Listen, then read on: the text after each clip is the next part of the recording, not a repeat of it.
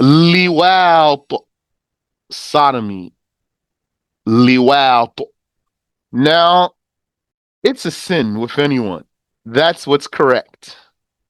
Yani, there's no scenario in which it is lawful.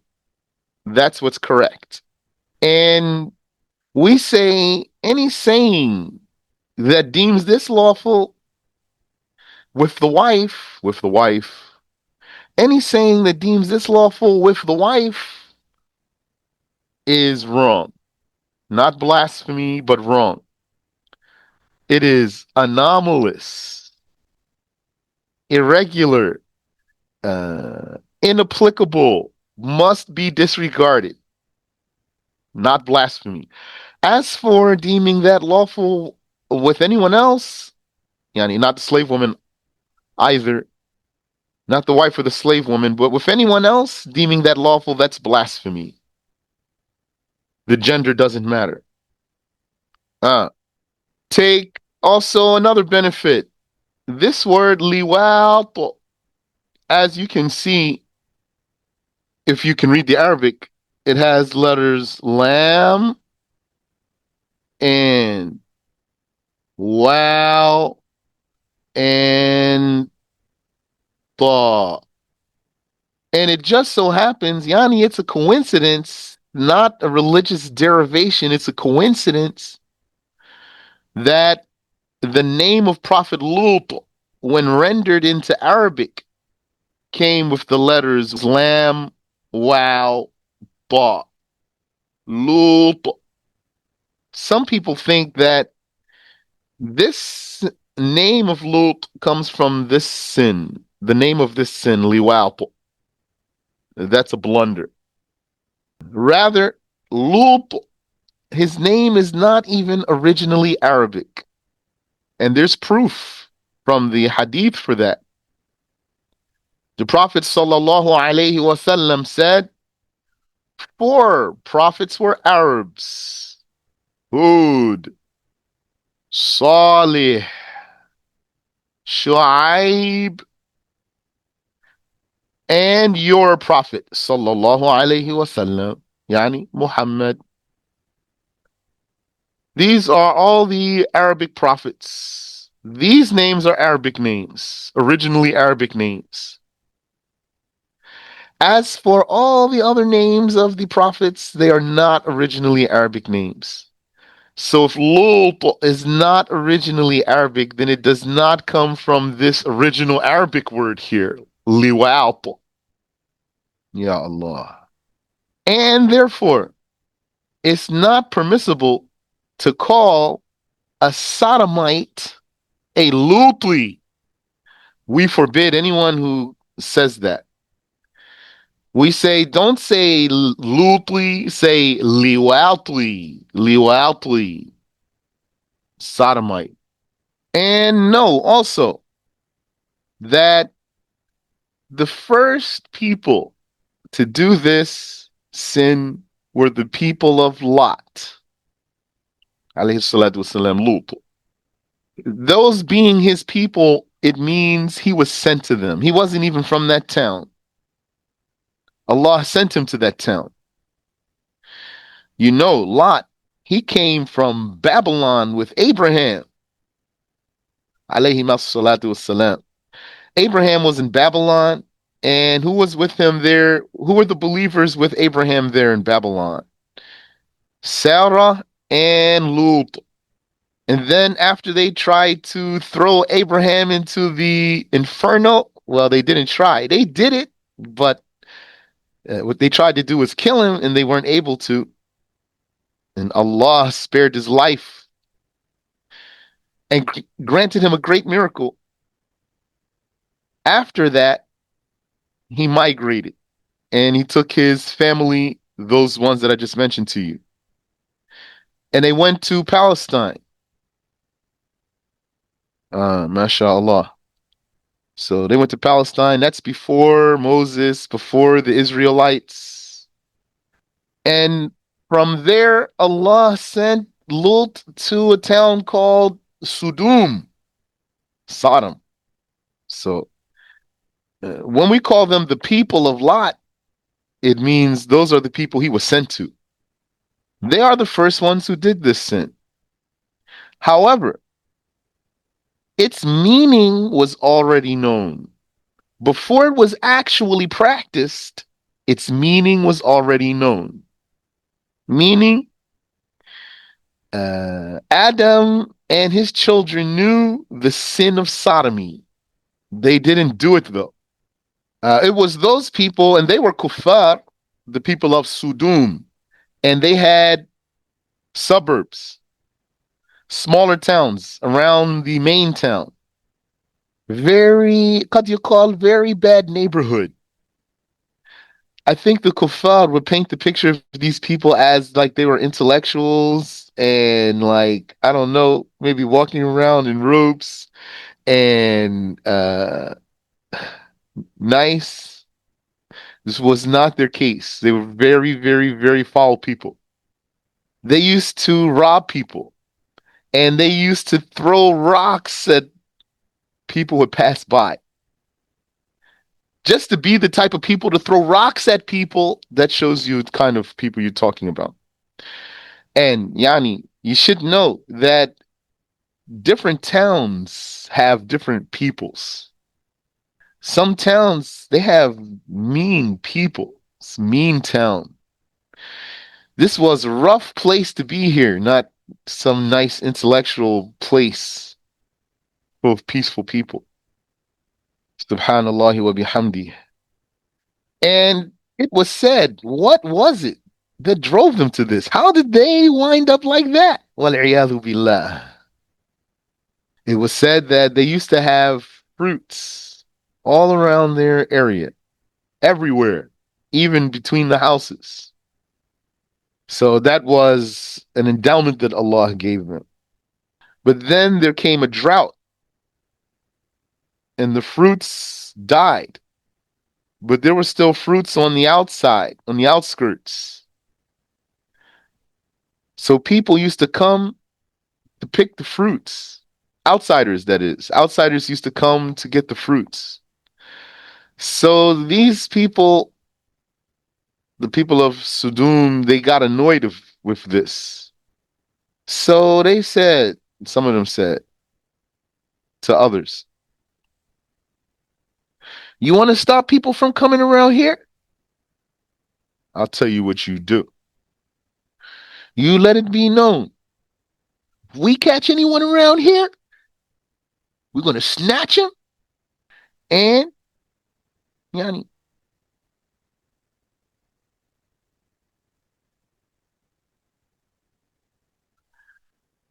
why I pause there, just thinking of what choices of words I could put there. How they said it, the way it's in the Arabic. Yani, it's as if they said, we're gonna snatch him and we're gonna blank him.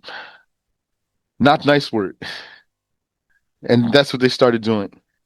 Now, in my mind, I'm thinking whoever suggested this was already doing that. Wal-iyadhu billah. That's what they started doing, and then they became known for that and spread amongst them. And then Allah sent a prophet to them. And they oppressed him, alayhi salatu wasalam. They told him, if you're going to stay around here, you can't have any visitors. And he had a wife and he had daughters. And he used to preach to those people. And they threatened him and they considered just kicking him out of the town. So it happened that one day, three beautiful young men appeared at Prophet Lot's door, alayhi salatu wassalam. So when he saw them, it was the middle of the day. It was Dhuhr time. They don't have any facial hair either. Very beautiful, and they don't have any facial hair. When he saw them, he was so upset. He said, come in, come in. It's like, in my mind, it's like, get in here, get in. He said to them, do you know where you are? So right then, when Lot's beautiful guests were right there, his wife came, and she was a kafirah. She saw how beautiful his guests were, and right away she went right out to the men. That's how she betrayed Prophet Lut, alayhi salatu wassalam. The wife of Prophet Lut betrayed him, but not by an affair, rather by what I just told you. And the wife of Prophet Noah betrayed him. She was a kafirah too, but also not by an affair, but by telling the people he's crazy. So she went right out to the kuffar. She said, "You gotta see Lot's guests. You never saw men so fine." Or she said, "I never saw men so fine." So they went right away to his house. They ran over there. And it was like they were drunk. It's like they are unruly. And they were banging on his door. "Look, we want to see your guests. Didn't we tell you that you can't have guests around here? We want to see your guests." They were trying to get into his house. He was talking to them through the door. He told them, "These are my daughters. If you want to do something, they are cleaner for you." He was saying you can marry them. "I will give my daughters in marriage to you so that you can do something lawful." Even though they were kuffar, but in that law, a Muslimah could be married to a kafir. Does anyone know a famous Muslimah who was married to a kafir? A great Muslimah who was married to a kafir?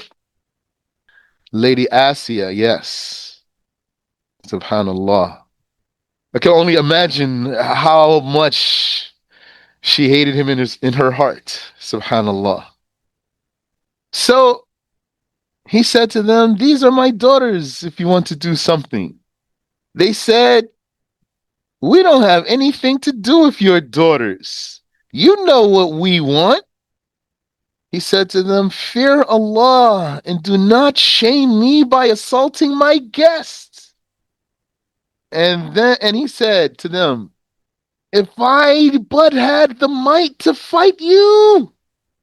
And then that's when those three exposed to him that they were truly angels and that they came to destroy the people of Lut.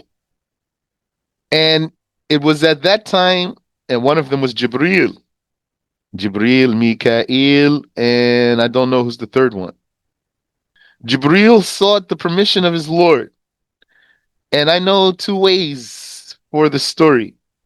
I'm not sure which one's, if one of them is sounder way. That either Jibril stepped out to them or he told Prophet Lut to let them in. Also, whenever I think of all this story, I wonder what kind of door Prophet Lut had, what kind of locks he might have had on there. Subhanallah wa bihamdi. Allah knows. So it was this way or that way. Either the angel stepped out to them or they came in and then he smacked them across the face with his wing. He smacked them across the face with one of his wings. When he did that, it made their eyes sink into their faces and then skin covered over. So it's like they don't have eyes. They have eyes inside. Subhanallah. Then they were stumbling. They said, "Lord, you did magic." And they were running away, feeling the walls. They said, "We're going to come back with everyone and then you're going to see." Subhanallah wa bihamdi. And then the angels told him to take his family at the end of the night and to run and don't look back. They told him their appointment is dawn.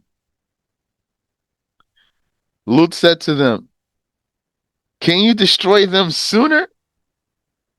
They said to him, "Isn't dawn soon?" Subhanallah. So they did like the angels told them. And it was said that Lut stayed in the rear and his daughters were ahead of him running. They were all running. And his wife went out with them. And some scholars said it could be that he didn't even invite her, just they left and she went with them. Then, while they were running like that, running away, that's when the angels started wrecking the town. And Jibril alayhi salatu wassalam, he dug one of the feathers, one of his wing feathers. One wing feather has 600 wings. He dug one wing feather into the ground and he pulled all those towns out of the ground.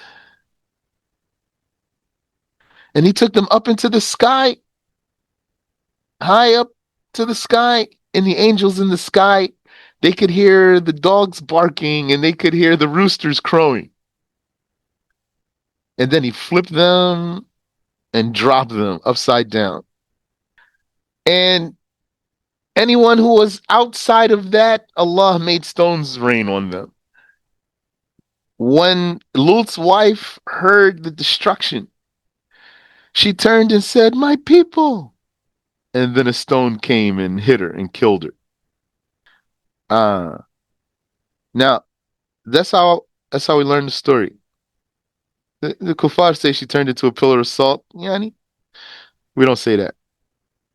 But what I find interesting about this part right here, a stone came and hit her and killed her. Maybe someone would think, "Oh, that's all." Still is amazing. Stone came and hit her and killed her. But someone might think, "Wow, I mean, I thought maybe it's going to be like so." Is one might think it's anticlimactic. She just got hit by stone and died. But thing to me that's very interesting here is that Lut and his daughters never turned around to see. They kept running.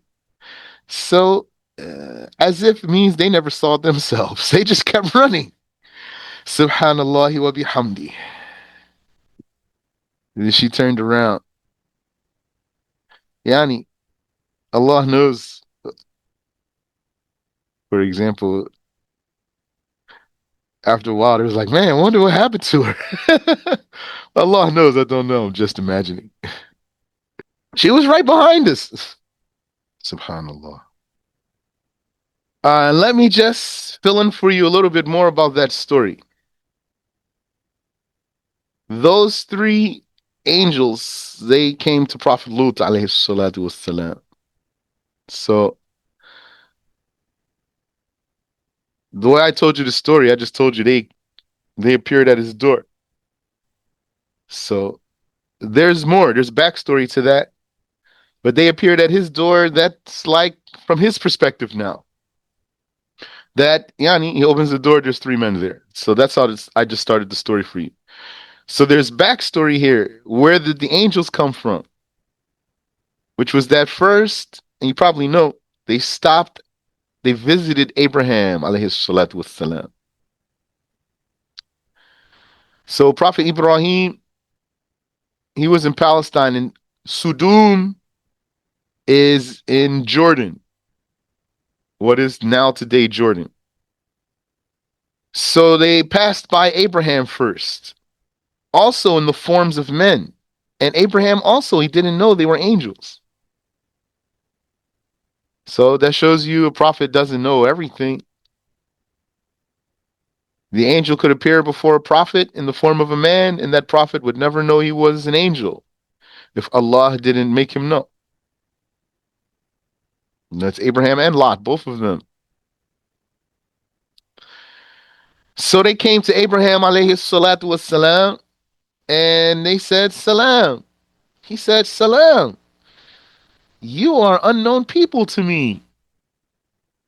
And then it was his sunnah to be hospitable to his guests. So he rushed to prepare some barbecue veal. Barbecue veal. Veal is meat of baby cow. He made some veal for them from a fat baby cow. And then he presented it for them to be hospitable to them. So they didn't even react. So imagine, Yani. So he right there became suspicious of them. If you have guests and then you say, here, some nice, mashallah, barbecued meat for you. And they don't even budge or react or anything. So he became suspicious of them right there. And then they said, La tawjal, fear not. We are messengers of your Lord. And we have come to give you the news of a child to be. You shall have a son. He will be a great scholar. And his name is Isaac. And then he will have a son. And his name is Jacob. And Ishaq and Yaqub. And Ibrahim's wife, that's Sarah, she heard that. So she smacked her own face. She said, Ajuzun Aqim, a barren old woman? Meaning, she's a barren old woman. He's going to have a baby. Well, she's his wife. I'm going to have a baby? A barren old woman? So then they said to her, Ata'jabina min amrillah. Are you surprised of the command of Allah? You live in a house of prophethood. You see miracles all the time. Rahmatullahi wa barakatuhu alaykum ahlal bayt. May the mercy of Allah and His blessings be upon you, O people of the house. And then Abraham said to them, what is your business, O messengers? They said, we have been dispatched to a criminal folk, to a guilty folk, to destroy them. We are the destroyers of this town. And they meant the town of Sodom. Then Abraham said to them, Lot is there. They said to him, we know better about who is there. We will rescue him and his family except for his wife, and we will destroy the rest of them. And then they went to Prophet Lut alayhi salatu wassalam. Wallahu a'lam. Let's stop there. We didn't even get into next sin. Let me see here. Okay, so we covered the masturbation, bestiality, intercourse during menses, defecating on a grave. So it looks like that's as far as we got. So then next time, inshallah, we'll start a new chapter on sins.